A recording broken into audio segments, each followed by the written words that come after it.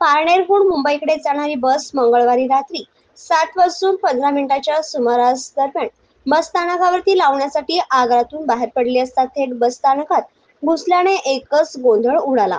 तर या घटनेने एक प्रवासी जखमी झाला असून इतर अनेक प्रवाशांनी पळ काढल्याने ते बालबाल बचावले आहेत.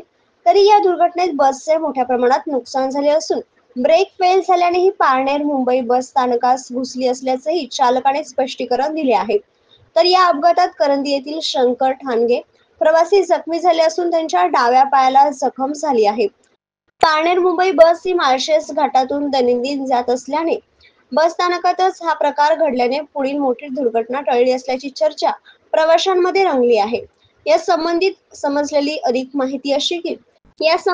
अधिक माहिती समजलेली अशी की पारनेर आगारातून बस क्रमांक MH14 BT4280 ही पारनेर मुंबई दैनंदिन फेरीसाठी पारनेर आगारातून रात्री 7 वाजून 15 मिनिटांच्या सुमारास बाहेर पडली. या बसचा चालक ढाकणे हे बस स्थानकावरती प्लॅटफॉर्मवर लावण्यासाठी ही बस घेऊन जात असताना प्रवासी बसलेल्या थेट बस स्थानकात बस घुसल्याने एकच गोंधळ उडाला. या घटनेवेळी पारनेर आगारातून 30 ते 40 प्रवासी या ठिकाणी उपस्थित होते. मात्र या प्रवाशांनी जीव मुठीत धरून पळ काढल्याने वाचले आहेत. तर या पारनेर आगाराच्या अनेक बस नादुरुस्त असल्याच्या तक्रारीही असून कारभारामध्ये सुधारणा करण्याची गरज असल्याची प्रतिक्रिया प्रवाशांमधून येऊ लागली आहे.